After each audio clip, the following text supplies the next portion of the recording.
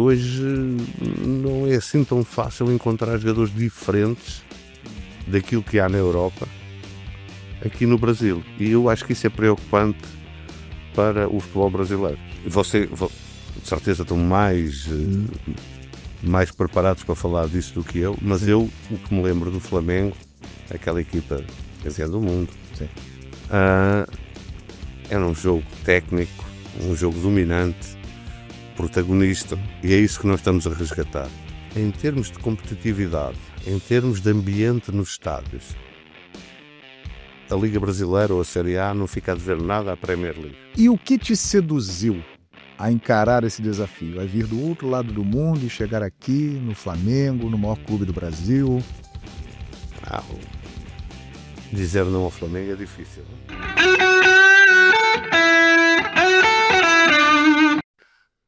Fala, nação! Tudo de bom para vocês, que prazer! Estamos juntos em mais uma edição do MengoCast, o podcast do Mengão, aqui na Flamengo TV, a mais querida. E uma edição muito especial, porque o convidado de hoje, ele é recém-chegado ao Flamengo, já tem bastante história para contar aqui no clube, mas também tem muita coisa para contar de toda a sua trajetória no futebol e também do trabalho dele específico como diretor técnico de futebol. É um grande prazer receber aqui José Boto. Bem-vindo, Boto. Obrigado por falar com a gente. Obrigado, obrigado, João, pelo convite. É sempre uma honra falar para a nação.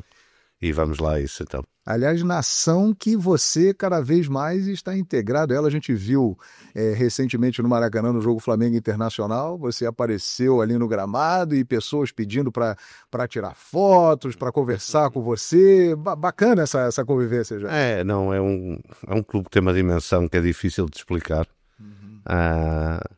Eu falava isso há uns anos atrás com o Jorge Jesus e ele dizia-me, só lá estando é que se tem a noção da dimensão do Flamengo e realmente é incrível a importância que o Flamengo tem na vida das pessoas. Pois é. Então vamos começar a falar dessa experiência, porque a gente sabe que você tem já uma longa estrada no futebol e, por força do seu trabalho, você sempre teve muito contato com o Brasil, com brasileiros, veio muito aqui, mas agora você está morando aqui, né? Chegou no Brasil aqui no dia 28 de dezembro de 2024. Como é que tem sido essa experiência? Eu já conhecia bem o Rio. Aliás, eu conheci melhor o Rio das vezes que cá vim do que estes meses que aqui estou, que conheço bem o caminho da Barra da Tijuca aqui para o CT. Está decorado. Exatamente. Mas é uma cidade fantástica. Eu costumo dizer que talvez a cidade mais bonita do ponto de vista natural ou da harmonia entre a natureza e a parte habitacional. É uma cidade fantástica que eu já conhecia bem, como disse, e neste momento estou a vivê-la, que é diferente de nós virmos como em trabalho ou turismo do que viver a própria cidade.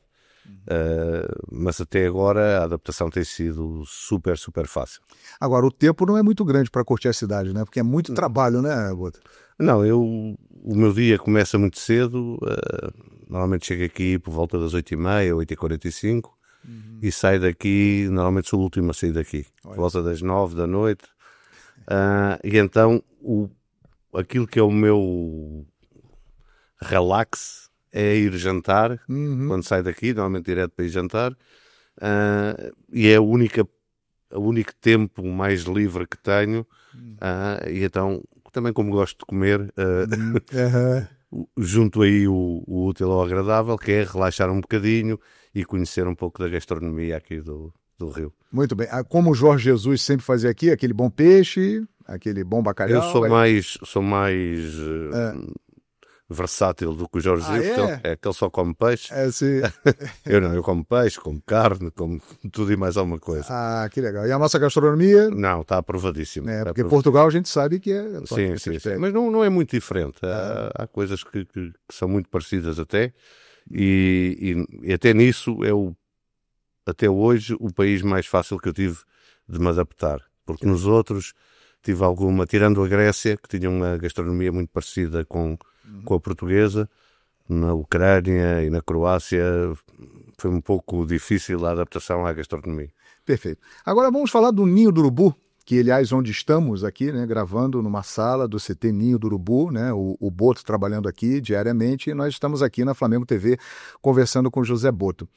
Falando do Ninho do Urubu, que é onde você passa a maior parte do seu tempo. Conversando com algumas pessoas aqui, elas me passaram o seguinte: olha, o Boto, ele mudou algumas coisas no Ninho do Urubu em relação ao passado, né? Alguns acessos foram limitados, antes tinha muito mais gente circulando aqui do que tem agora. Eu gostaria que você falasse sobre isso e o que você pensa exatamente sobre esse método que você tem implantado aqui, né, no dia a dia, no futebol do Flamengo, no CT. Tentar explicar um pouco aquilo que é a minha ideia e para que as pessoas percebam também que não é nenhuma questão de birra, de eu quero para o Simano que seja assim, não. Tem, como é óbvio, uma lógica adjacente a isto. Isto é um local de trabalho. Um local de trabalho dos nossos jogadores, de todos os nossos profissionais que têm a ver com o futebol. E o meu entendimento é que tem que haver distração zero e eles têm que estar super focados naquilo que é a sua função. Seja os jogadores a treinarem, seja a comissão técnica, seja a análise, tudo aquilo que roda à volta da equipa de futebol tem que estar completamente focada. E eu costumo dizer isto, talvez para as pessoas perceberem um pouco. Nós estamos aqui num estúdio de televisão, estamos a trabalhar, sim, o João está a trabalhar, sim. Estão aqui uma série de pessoas a trabalhar, e agora imaginem que anda aqui gente a circular que não tem nada a ver com isto, não é? Sim.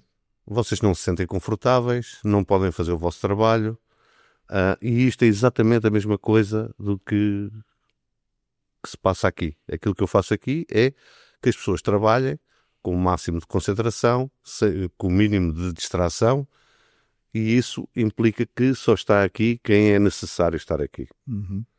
Tudo o resto não tem que estar aqui. De certeza que vai haver visitas para as pessoas conhecerem o Ninho, não sei se é uma parte mais comercial, mas enquanto nós estamos a trabalhar, só está aqui quem realmente necessita de estar aqui. Isso é uma parte interessante, né? E é o lado bom de você ter esse intercâmbio, ter pessoas de fora aqui com uma visão diferente, porque muitas vezes é uma questão cultural, né? Cada lugar tem o seu hábito, tem o seu costume, tem a sua cultura.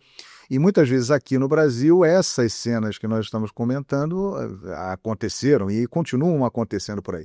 Então você vem e implementa esse método que você prioriza o trabalho. Então, num primeiro momento, isso acaba chocando muita gente, mas é algo fundamental. E pronto, eu já percebi que aqui no Brasil é algo que levanta muita conversa, não é?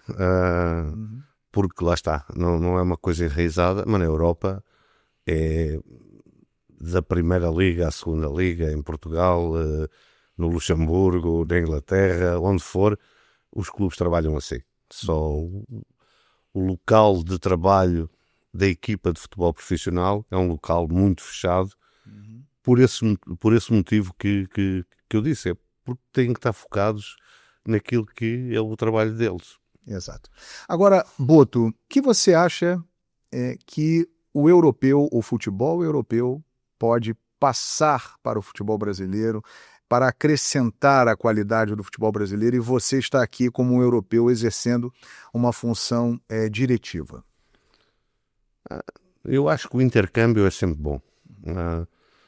Eu lembro-me que 20 anos atrás, 25 anos atrás, e até mais recentemente, Portugal sempre foi um país muito aberto a ter técnicos estrangeiros.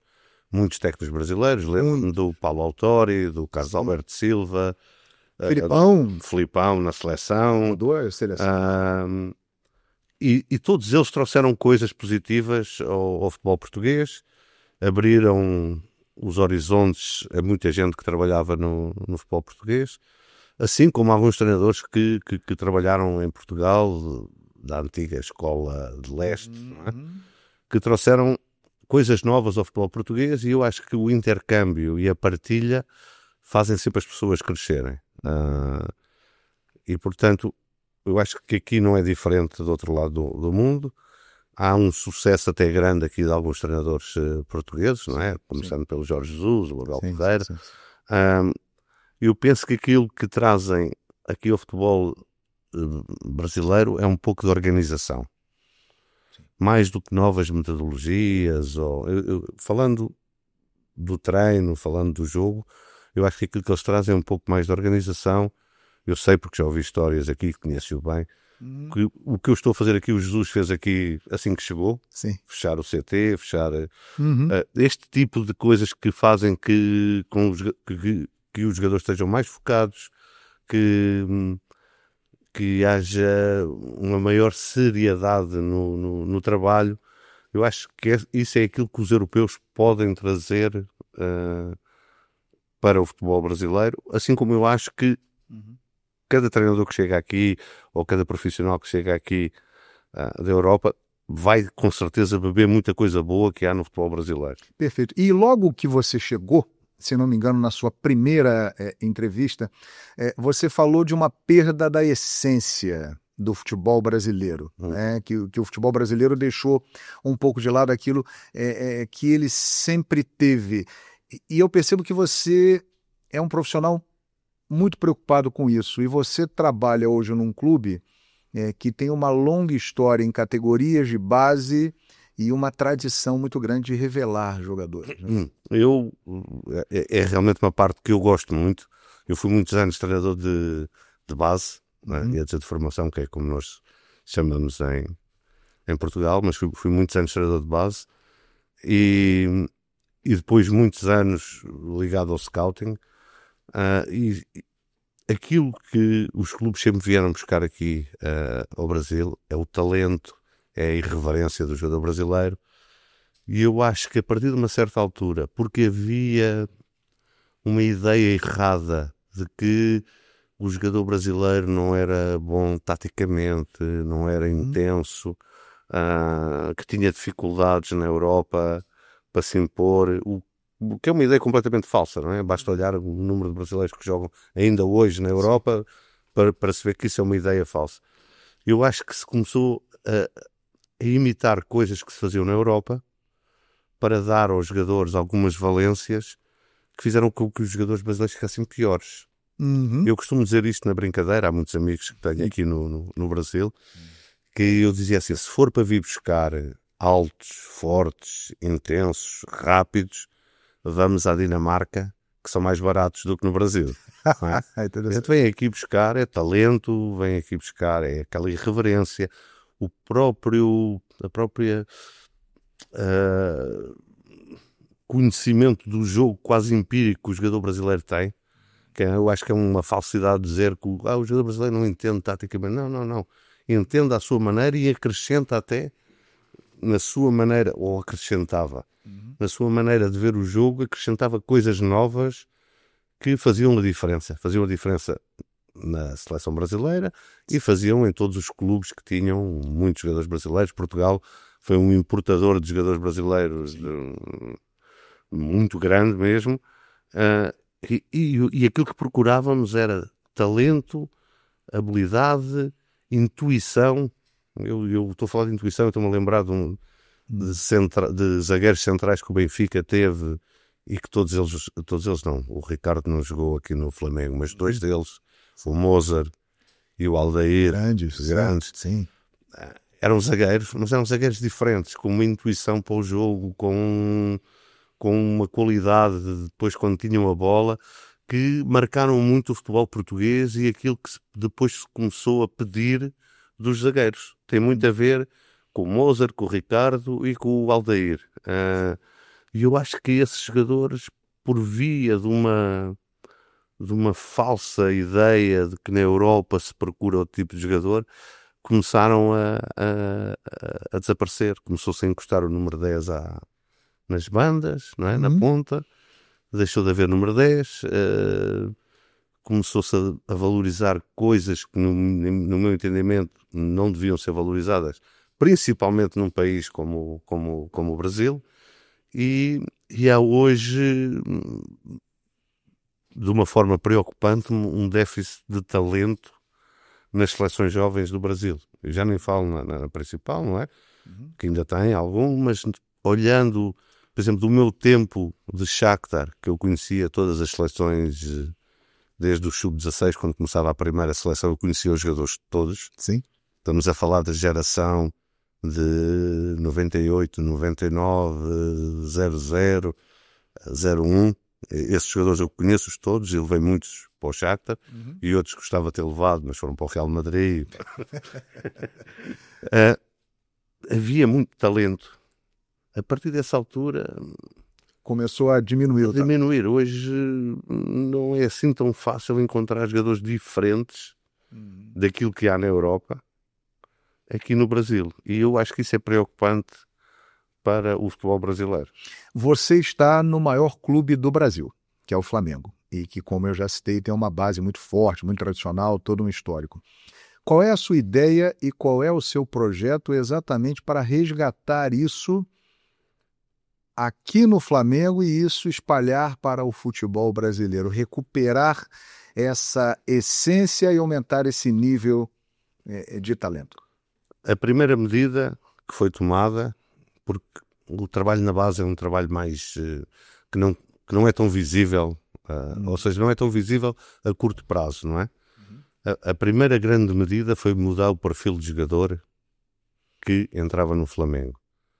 Ou seja, havia aqui até do ponto de vista, depois daquilo que nos servia aqui para o profissional, sim, havia um desfazamento muito grande entre aquilo que eram as ideias do Filipe, neste caso, mas que eu acho que é o DNA do Flamengo, jogador técnico, jogador bom, rápido, que gosta de ter a bola, para aquilo que havia na base, que é um jogador mais físico, um jogador mais maturado, que realmente às vezes até nos ganha campeonatos, mas depois não tem progressão para a equipa sénior, nem para melhor, e essa medida para mim era essencial, mudar o perfil do jogador que vamos buscar para estar aqui na base. Teve uma cena recente, numa visita anterior aqui ao Ninho do Urubu, quando nós conversamos com o Danilo, aqui mesmo nessa sala, e num dos corredores aqui eu encontrei com o Carlos Noval,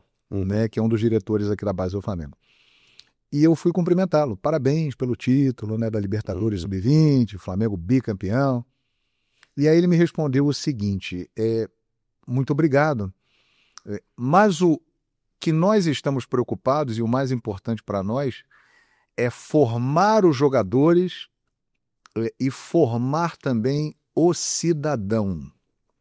O título é importante, mas isso é mais importante para nós. Aquilo ficou na minha cabeça. Eu achei uma mensagem muito interessante. Os títulos são sempre importantes, não é? Mas não podem, por se querer ganhar na base, inverter todo o processo. Ou seja, é muito mais fácil ganhar com jogadores que fisicamente estão maturados, mesmo que em termos de qualidade se veja que não têm pernas para andar, não é? Para chegar lá. Mas fisicamente eles estão mais maturados, estão melhores que os outros, vão fazer a diferença, principalmente nos escalões mais baixos. O ganhar na formação não pode cortar tudo o resto que é importante. Entendi. Não pode cortar. Eu estive num clube que era o Alverca, em Portugal, era um clube de primeira divisão, e um ano fomos campeões de sub-19. Sub-19 é o equivalente aqui a sub-20. E lembro-me de sentar-me com várias pessoas e dizermos assim, isto foi bom, não foi para os jogadores que ganharam, porque eles não vão chegar a lado nenhum. Foi bom, foi para nós, os treinadores, que nos deu uma projeção enorme, porque daquela equipa chegar à primeira divisão chegaram 2 jogadores e sem grande sucesso. Sim. Está a perceber? E é isso que não pode acontecer. O ganhar tem que ser uma consequência de qualquer coisa que está bem feito e não o objetivo primordial. Vamos ganhar o sub-20, o sub-17, o sub-14, o sub-15. Não, isso não pode ser de maneira nenhuma o foco e o objetivo. Esse é o X da questão, né? Talvez por isso a gente tenha chegado a esse diagnóstico da sua resposta. Exatamente. Agora temos que, O que nós temos que ter é jogadores com o perfil que nós queremos para chegarem à equipa principal. É óbvio que não vão chegar todos, mas chegarem um ou dois é muito bom. E se dos outros os vendermos por bom valor, também é muito bom. Agora não podemos chegar, não termos ninguém, ou os jogadores que chegam não têm o perfil indicado. E isso passa-se muito, esse diagnóstico é fácil de fazer. Passa-se muito porque havia uma sede muito grande de ganhar títulos na base. Sim. E na minha ideia, esse nunca pode ser o caminho. E a ideia muito interessante, acaba de chegar um técnico português aqui para o Sub-20, né, o Nuno. A ideia muito interessante de implementar um estilo de jogo desde a primeira categoria até o profissional. Gostaria que você falasse sobre isso, por favor. De certeza, estão mais preparados para falar disso do que eu, mas eu, o que me lembro do Flamengo, aquela equipa campeã do mundo, era um jogo técnico, um jogo dominante, protagonista, e é isso que nós estamos a resgatar. Hoje olhamos para o Flamengo do Felipe e é uma equipa que quer sempre ter a bola, quer propor o jogo, não especula nada, porque esse é o DNA, é isso que as pessoas querem, é isso que as pessoas estão no Maracanã, vibram, é com esse tipo de jogo. E os jogadores na base têm que ser habituados a jogar assim. Não faz sentido nenhum para eu ganhar um título qualquer de sub qualquer coisa, jogar com a equipa toda fechada atrás, não é? Com dois jogadores muito rápidos na frente e jogar em contra-ataque, porque isso não é o DNA do Flamengo. Os jogadores que são habituados a jogar assim, depois vão ter dificuldades em jogar da maneira que nós queremos jogar no profissional. Portanto, vai haver aqui uma ideia geral, não quer dizer que toda a gente vai jogar da mesma maneira, porque isso até depende, isso até depois podemos falar disso. Por exemplo, sei lá, nós jogamos em 4-2, não é? Ou 4-3-3, e você tem num escalão dois avançados muito bons que ambos têm potencial para chegar à primeira equipa. Por que não mudar para que joguem os dois, não é? Mais do que um sistema de jogo, é uma forma de jogar. A forma de jogar é que tem que ser igual. O jogador do Flamengo tem que ser um jogador que gosta de ter a bola, que gosta de dominar, que gosta de atacar todo o tempo, que não se importa de correr riscos. E isso é que é o DNA do Flamengo. Acho que aí toda a gente vai concordar comigo, porque é isso que as pessoas querem ver, não é? Querem ver um Flamengo que tenha a bola, que ataque todo o tempo, não querem ver um Flamengo fechado cá atrás à espera de qualquer coisa aconteça para ganhar um jogo por 1-0. E isso vamos ter que começar a implementar na base com essa forma de jogar e com jogadores que interpretem bem essa forma de jogar. E aí está o perfil de jogador, que é a primeira coisa que nós temos que mudar. Você, falando dessas características, né, e trazendo lá da base até chegar ao profissional, me veio à cabeça aqui um nome que a gente está vendo ainda muito jovem, com 20 anos, e chegando ao profissional, fazendo exatamente isso que você está falando. Tem chamado a atenção o Wallace Yan, atacante. Eu acho que ele está se enquadrando exatamente nisso que você acabou de dizer agora, né? Sim, um jogador que não tem medo de jogar, que vai lá para dentro sem qualquer problema. É um menino muito bom de cabeça, o que também é muito importante, muito importante. Alguém que ouve, porque nós muitas vezes, e isso não é culpa do Flamengo, é um mal geral até mundial, muitas vezes tratamos os jogadores como estrelas, que não são ainda, e depois quando chegam ao profissional têm grande dificuldade em perceber que estão muito longe até de poderem treinar no profissional. Nem é jogar, é treinar. Porque foram sempre muito levados como estrelas que não são, ninguém era capaz de dizer, olha que se não fizeres isto, isto e isto não jogas. Porquê? Porque eles depois resolviam os jogos sozinhos. E isso é a pior coisa que pode acontecer a um talento na base, é ser tratado como uma estrela que ainda não é. E mais uma vez, em cima da sua fala, me vem um nome à cabeça. Lohan, grande talento, um jogador que na base era considerado realmente talvez o principal da geração dele, e nesse momento a gente percebe a distância, que é um jogador que você está tendo uma atenção especial, um carinho especial para buscar, né, um novo caminho para a carreira dele. Exatamente, porque ele é um jogador realmente com um talento enorme, mas que durante todo o processo de formação dele faltou aprender coisas que são essenciais quando chega ao futebol profissional. Ele hoje em dia não está preparado para o futebol profissional.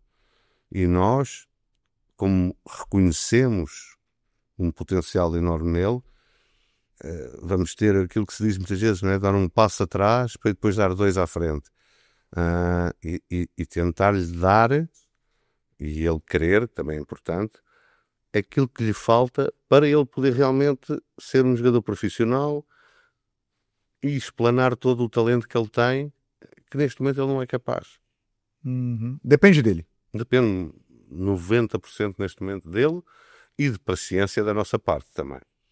Perfeito. Estamos conversando com José Botto, diretor técnico do Flamengo, falando das suas ideias, do que ele planeja, falando do trabalho do clube, né? Porque muitas vezes só se vê o clube no futebol profissional, mas existem várias categorias, e quantos, né, já brilharam e viraram ídolos do Flamengo e estão virando ídolos do Flamengo vindo das categorias de base. A gente tem bons exemplos agora no profissional. Por exemplo, o Wesley é um jogador que há pouco tempo, Boto, antes de você chegar aqui, ele era muito criticado, e hoje em dia ele virou uma unanimidade da torcida, conseguiu dar a volta por cima. Isso é outra parte que é muito importante e que tem que ser, lá está, isso tem que ser trabalhado na base.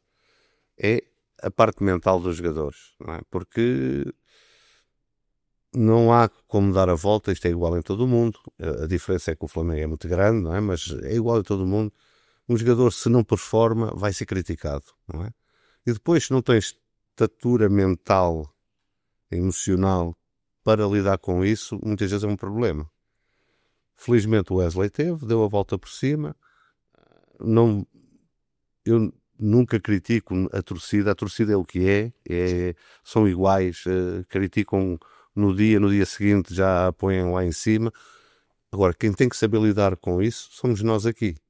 Não dar lições à torcida de como é que deve torcer, mas nós adaptarmos e criar nos jogadores formas de eles ultrapassarem esses momentos maus que vão ter sempre.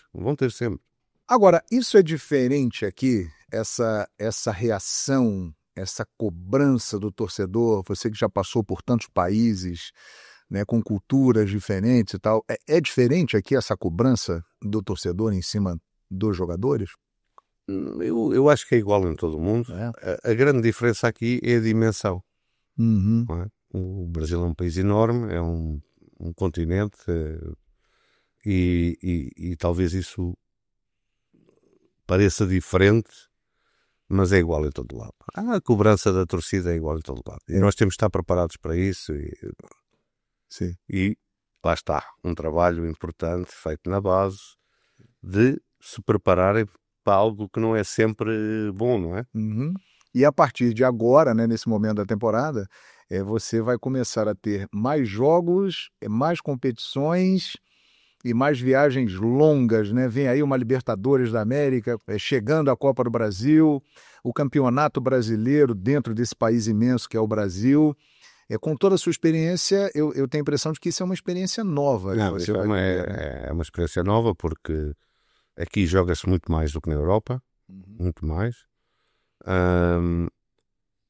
Esse problema das viagens, eu dizia em tom de brincadeira a uns amigos meus, quando fomos jogar a Belém, a Supercopa, que era a mesma coisa que o Benfica ia jogar a Moscovo, o tempo de voo. Exatamente, Estávamos dentro do mesmo que é a viagem mais longa dentro da Europa, né? Nas competições da UEFA ali. Né? Da UEFA.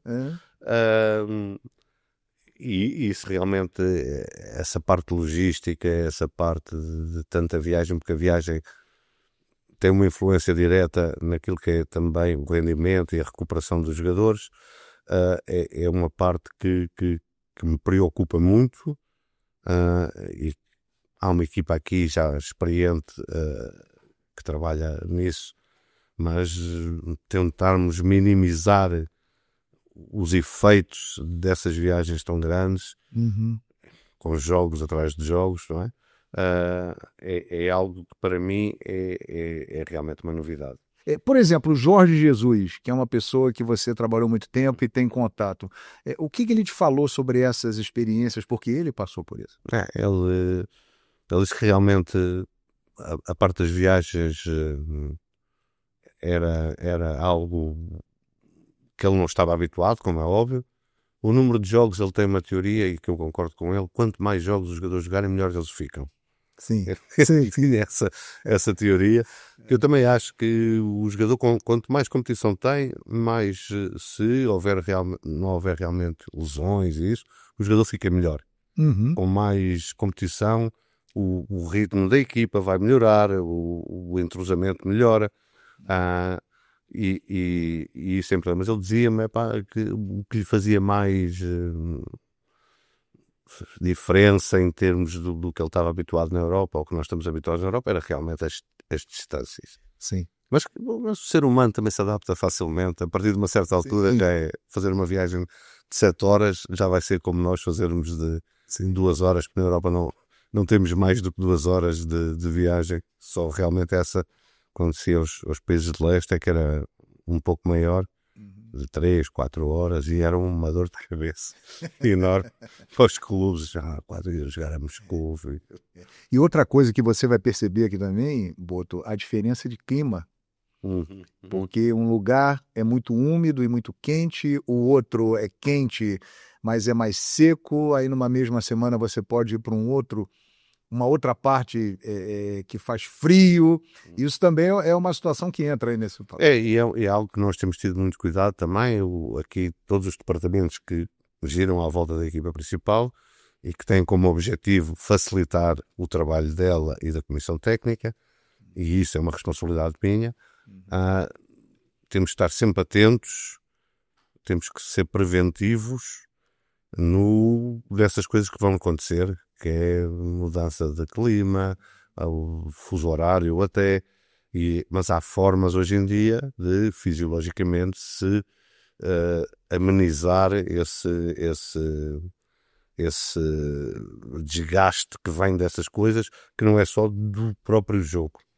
E isso é uma situação também que preocupa muito o torcedor, porque a gente percebe que as lesões, né, começam a aparecer, né? Então isso sempre está na cabeça do torcedor, está no noticiário, jogadores lesionados, agora começa a parte mais difícil da temporada, né? Esse é um ponto também importante. A lesão faz parte do futebol. Há vários tipos de lesões,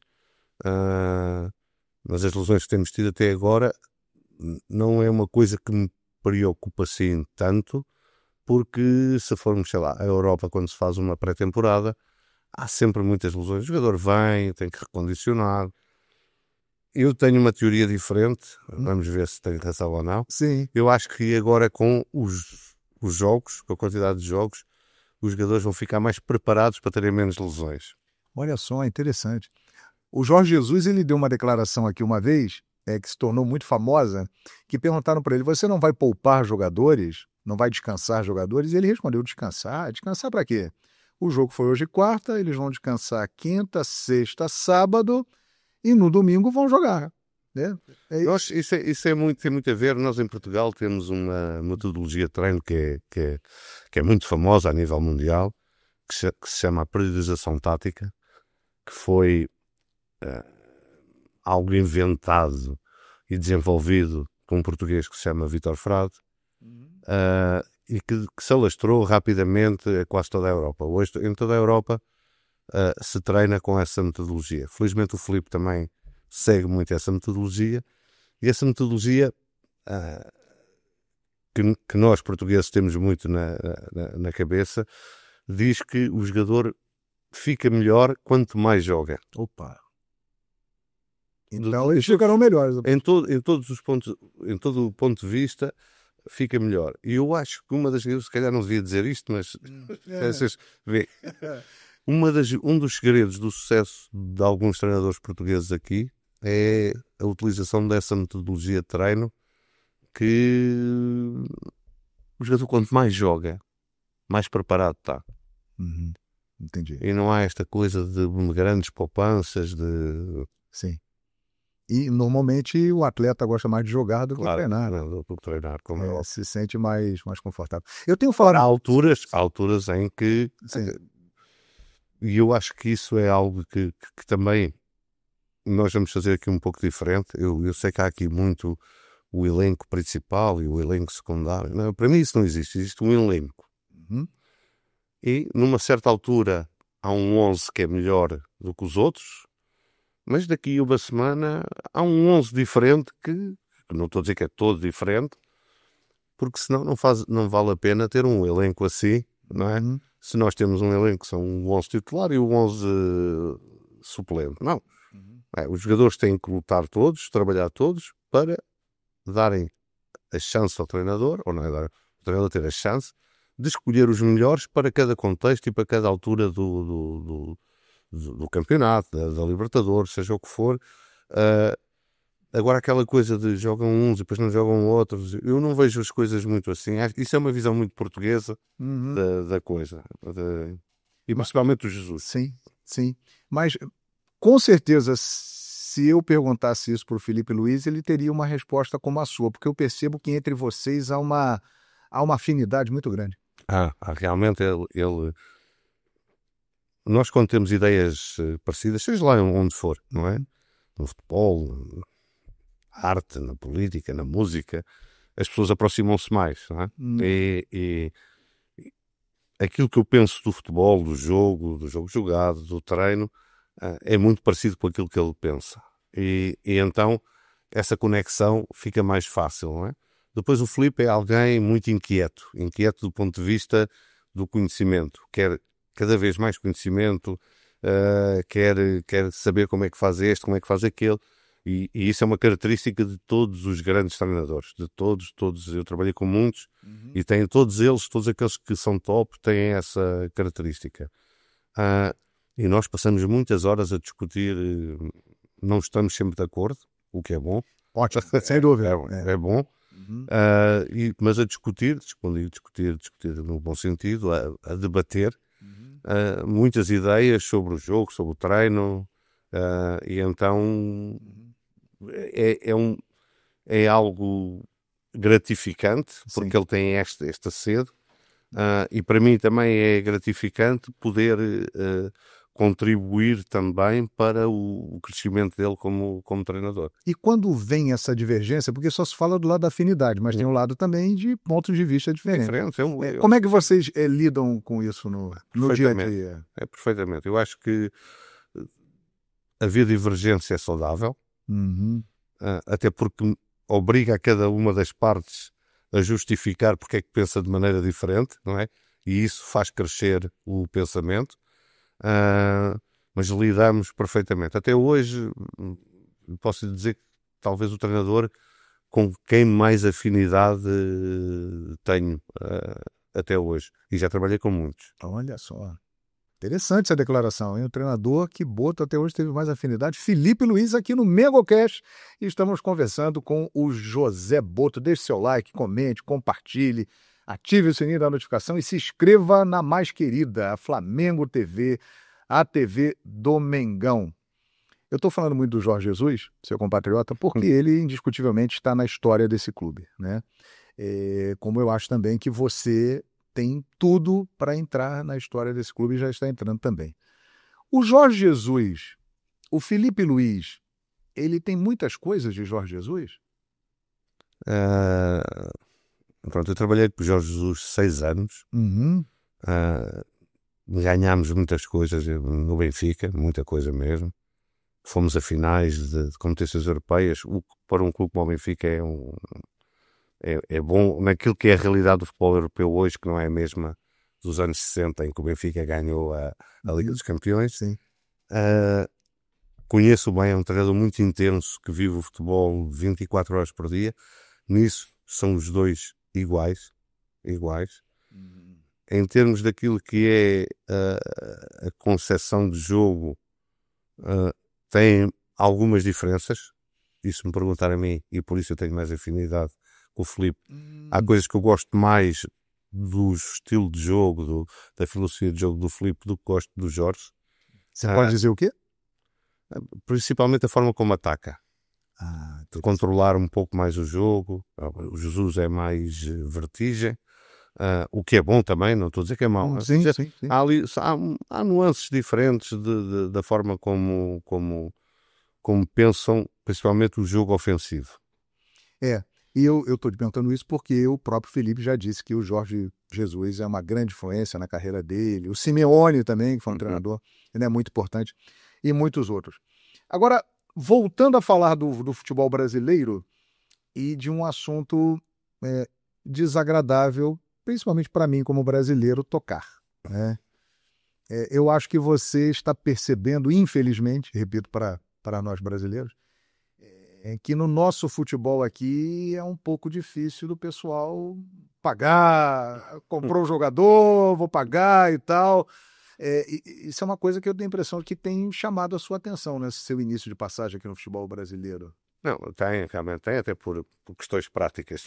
Sim, pois é, você está sentindo na pele isso, né? Mas por outro lado, numa visão macro do futebol brasileiro, eu acho que é algo que os clubes têm que cuidar.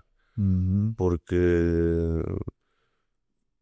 isto passava-se na Europa, lá está, algo que podem copiar da Europa, sim, que é bem, que é bom. Sim. Isto passava-se na Europa há 20 anos atrás, também havia muito clube que não... acontecia isso lá. Que também não pagava, que não, nem salários pagava.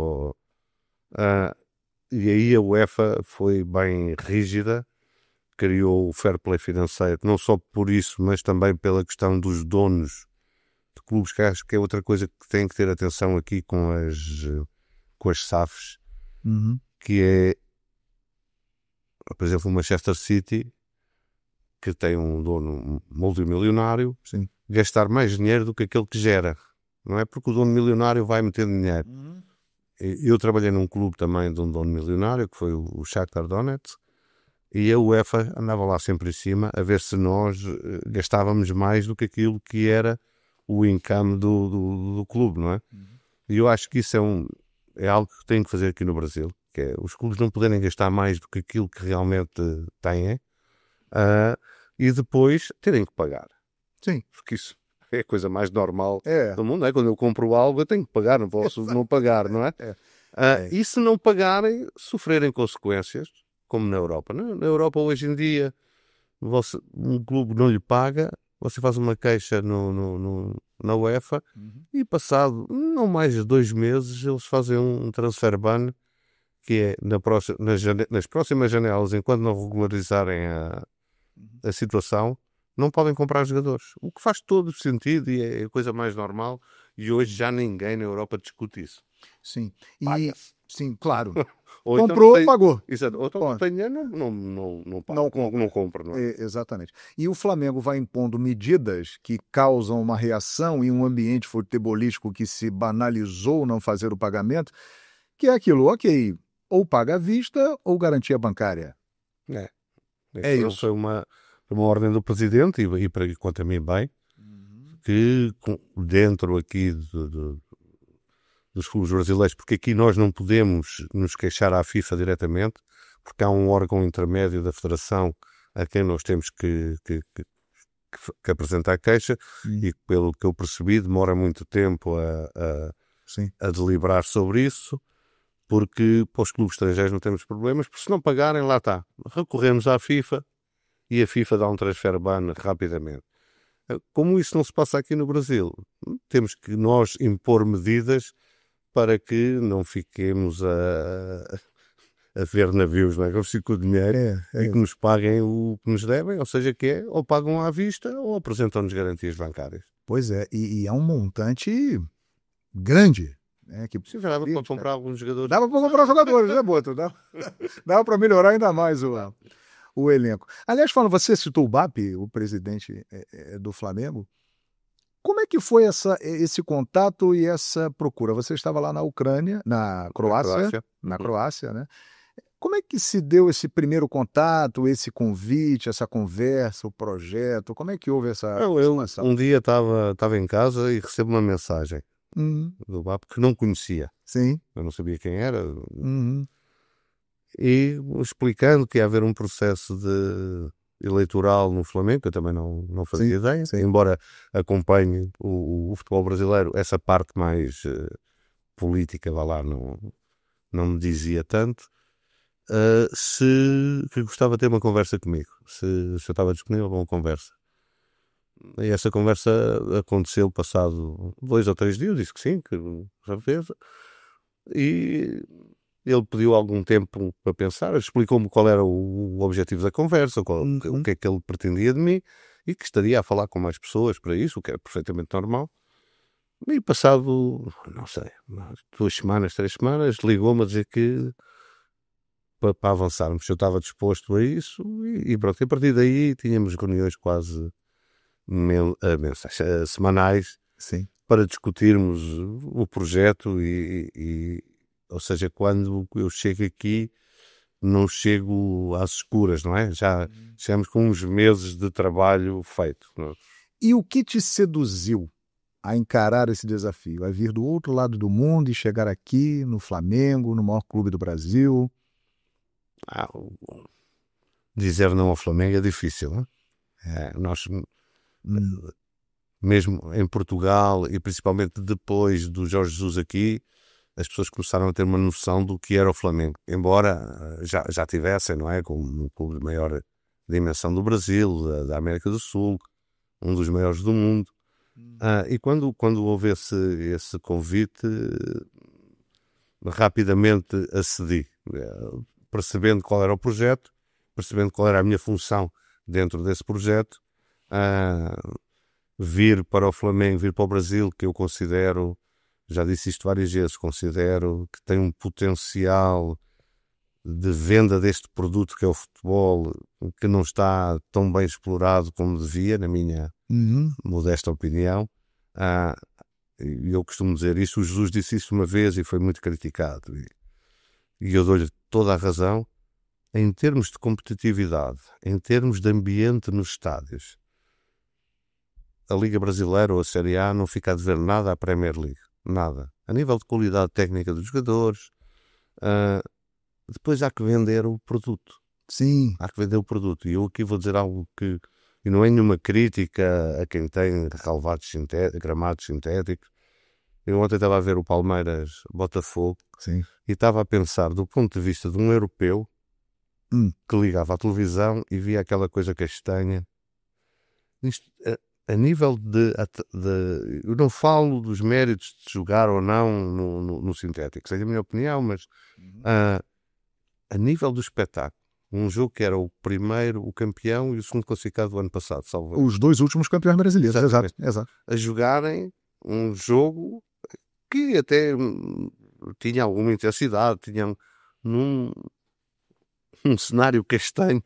Sim. Não é bonito para se ver, não é bonito para... Ou seja, não é atrativo para quem não é brasileiro e que quer consumir este produto. Por isso eu digo, tendo cuidado com algumas coisas de como é apresentado o produto, eu acho que mesmo na Europa a Liga Brasileira tem tudo para cativar as pessoas, apesar da diferença horária. Vou dar um exemplo. Hoje em dia a Série A brasileira é muito vista em Portugal. Sim. Mesmo muito vista, apesar de horários que normalmente às vezes à madrugada, à meia-noite, à 1 e tal.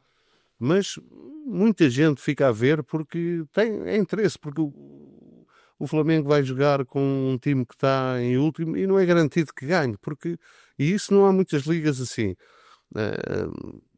Se olharmos agora, se calhar há 5, 6 clubes que são candidatos ao título. Qual é a liga que tem 5 ou 6 clubes candidatos ao título? Não há, na Europa não há. Sim. Não há. Na Inglaterra ou é o Manchester City ou é o Liverpool. Não sai disto, não é? Em Portugal, então, é os 3, nunca sai dos 3. Sim.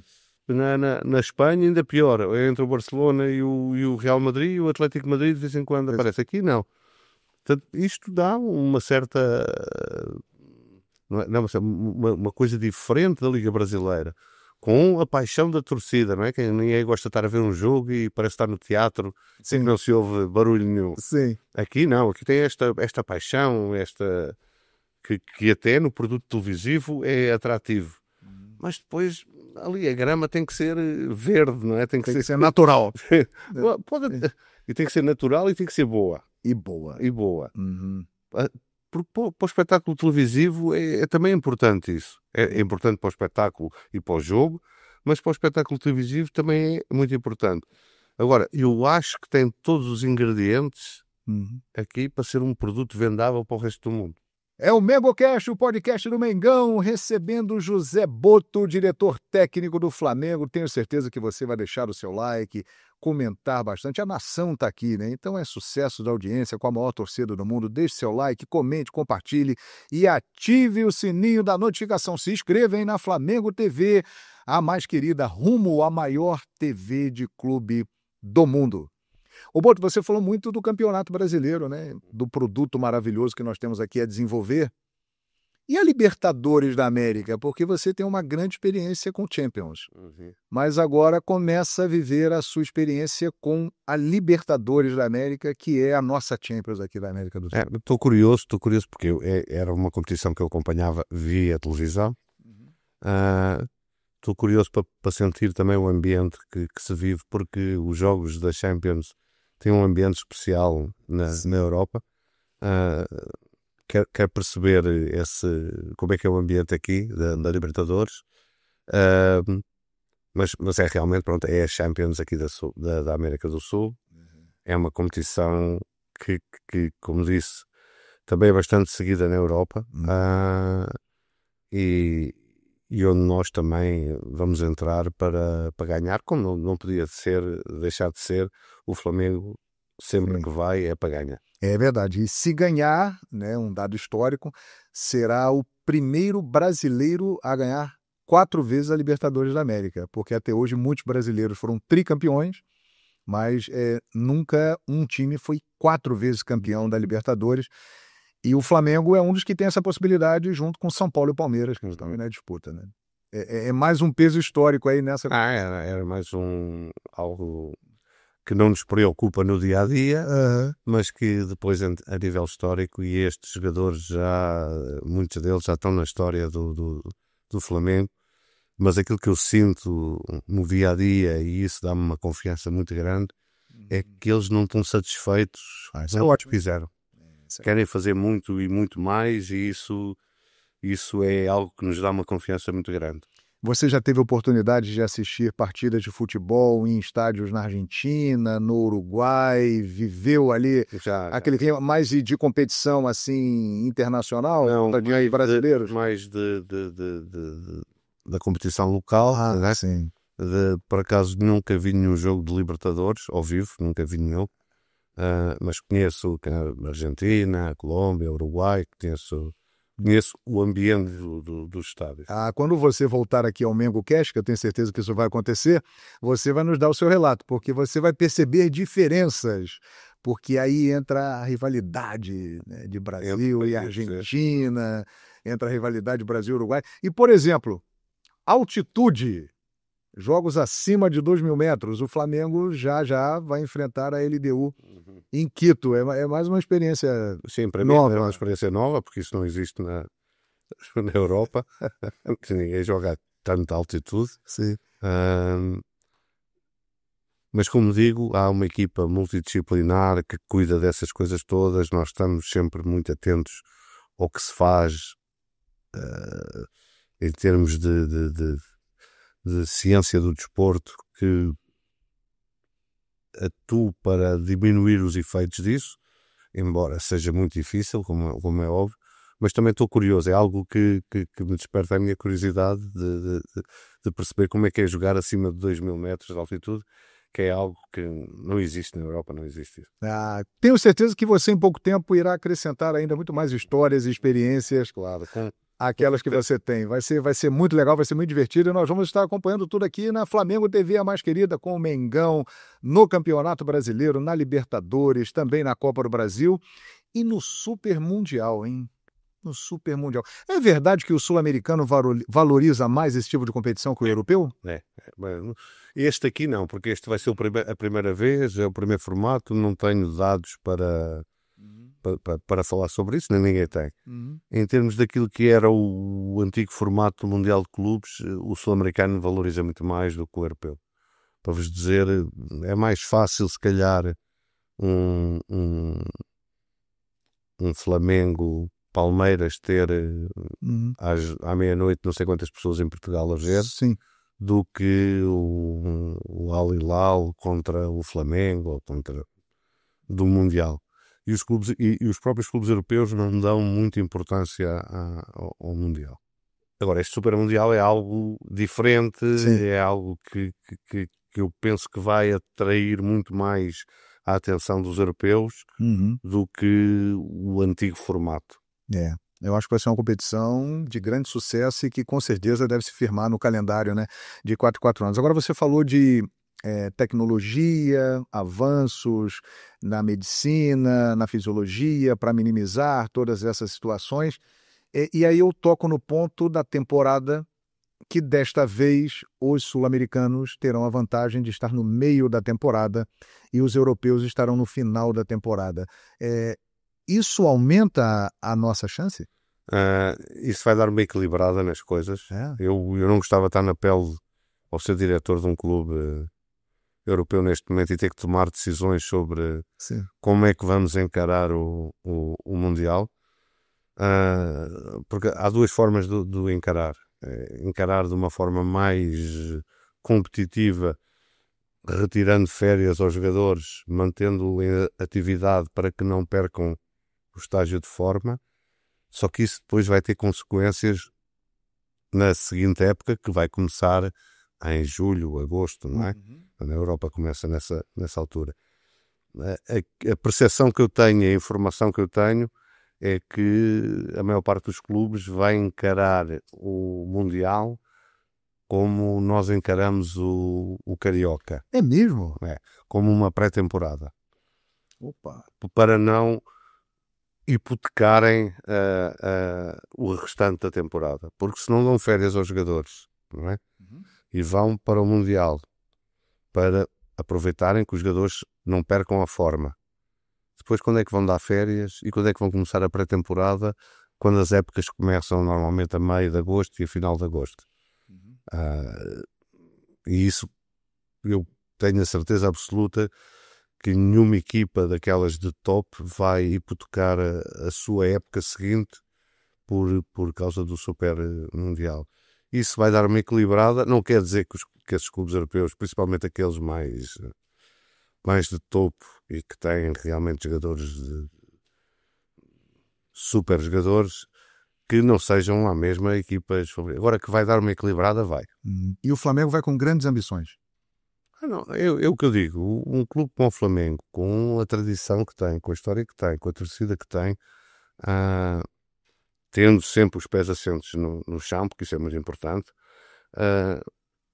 entra em qualquer competição para ganhar, para competir, sabendo que essa competição vai ser uma competição, tal como é o Brasileirão, vai ser uma competição muito difícil e que nós não podemos nunca achar que vamos passear, entre aspas, não é?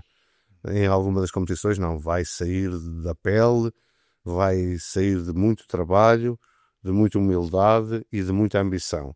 Isso, os flamenguistas podem ter a certeza que estes jogadores vão dar isso tudo em qualquer uma das competições que vão entrar. Super Mundial, como é óbvio, com a importância que é dada aqui na América do Sul, com o facto de podermos competir e ver qual é o nosso estágio em relação, nosso estágio de evolução em relação aos grandes clubes europeus. Acho que vai ser uma competição bem interessante, bem em que os jogadores, eu sinto que os jogadores têm um feeling especial por ela, não é? Por isso, por podermos ver como é que é o Flamengo comparado com o Chelsea. Sim. Como é que estamos? Em que patamar estamos comparado com esses grandes clubes europeus? Isso também é uma dose extra de motivação para os nossos jogadores e para nós todos. E uma vitrine que o mundo inteiro estará olhando. Claro. Né? E agora o seu povo pede o mundo de novo. É uma das músicas mais famosas da torcida do Flamengo. Quem sabe, hein? Quem sabe? Isso aqui é Flamengo. Nada é impossível. Vamos juntos. Agora, Boto, últimas perguntas. Uhum. O que você pensa quando sair do Flamengo para deixar de legado? Isso já passou pela sua cabeça? Qual é a contribuição que eu quero deixar o dia que a minha etapa no Flamengo terminar? Isso é algo que a mim nunca me passa pela cabeça. O futebol é uma coisa tão dinâmica que nós não podemos fazer esse tipo ou ter esse tipo de pensamentos. Agora, gostava que fosse realmente uma passagem vitoriosa e que as pessoas se lembrassem da minha passagem pelo Flamengo como algo que trouxe muitas vitórias, não por minha causa, mas também com a sua contribuição. Mas, mais importante, aquilo que eu quero e que quero sempre quando saio de qualquer clube, é ter a consciência tranquila que trabalhei 200% para aquilo que era os objetivos de cada clube. Isso eu quero ter sempre na minha consciência e de poder dormir descansado à noite, saber que foi feito tudo para que os nossos objetivos fossem atingidos. Agora, quero ter, e realmente e já tenho, e isso é algo de muito, muito interessante, é com tão pouco tempo de clube, já tenho muita coisa para contar aos meus netos, não é? Sim, com certeza. E isso tem muito a ver com a dimensão do clube, que eu costumava dizer que um ano no Benfica equivalia a 3 no Shakhtar. Sim. Aqui um ano, um mês no Flamengo equivale a um ano no Benfica e a 6 no Shakhtar. Pela intensidade com que isto é vivido e que nós temos que dar, mas isso é também para isso que nós estamos aqui, é para isso que mais do que eu acho que um profissional de futebol o que leva no final é essas memórias, são essas experiências. Sem dúvida, é a história para contar. Exato. Um ídolo de José Boto no esporte? Sou sincero, não sei se vai ser, que é o Maradona. Maradona, é. Não. Que legal. Por que essa acho admiração pelo Diego? Acho que é um jogador que encarava, e atenção que eu nunca vi o Pelé jogar. Sim, claro. O próprio Eusébio, que é grande Eusébio, do Benfica e de Portugal, também nunca ouvi jogar, já numa fase muito final da carreira dele. Mas o Maradona foi o jogador que eu vi que eu acho que personificava o futebol. Legal. Tinha tudo aquilo que eu quando penso no futebol, imagino, não é? Qualidade técnica absurda, uma vontade de ganhar também absurda, alguém que não se cuidava, mas quando entrava dentro de campo, tudo isso era esquecido. E depois uma coisa que eu acho que o diferencia um pouco de algumas vedetas de agora, que era um sentido coletivo e com a sua qualidade ajudar a equipa, ajudar os colegas. E isso fez-me sempre gostar muito dele. Sim. Fique tranquilo que o Zico também é fã do Maradona e inclusive falou que o Maradona jogou mais do que o Zico. Mas sim. O Zico também é um dos meus. E eu porquê? Porque sim. Um dos marcos para mim no futebol que me fez começar a pensar o jogo de uma forma diferente foi o Mundial de 82 com aquela seleção do Brasil, que acho que é o único time ou seleção que é lembrado sem ter ganho. Sim. Não é? Marcou não ganhou, marcou muita gente. É verdade. E a mim marcou muito, foi uma forma, mas isto joga um desporto diferente. E claro, tinha o Zico nessa equipa e o Zico era o expoente máximo dessa equipa. Sensacional. E como última pergunta, um grande momento do esporte que vem agora na memória de José Boto? Eu tenho que dividir em duas partes. algo que vivi, não é? Sim. Foi ter jogado 2 finais europeias, ter jogado Sim. 2 finais europeias, que é algo de muito diferente. É como jogar a Libertadores, não imagino ganhá-la, não é? Sem dúvida, sim. Isso em termos de carreira marcou-me. A nível de memória, eu vou dizer que nunca chorei por nenhum time, mas chorei por essa seleção de 82. Legal. Quando foram eliminados, quando perderam com uma Itália que jogava horrorosamente. Sim. E que foi campeã. É verdade. Foi a única vez que eu chorei por um jogo de futebol. Eu também chorei. O futebol realmente ficou triste aquele dia. José Botto, muito obrigado. Obrigado, El. Muito sucesso, ainda mais do que você já vem tendo nesse início de passagem pelo Flamengo. Temos certeza que você deixará a sua contribuição para a história do clube. Muita saúde e vamos em frente. E conte sempre com a gente na Flamengo TV, a mais querida. Muito obrigado. José Botto, o convidado do MengoCast. Valeu, nação!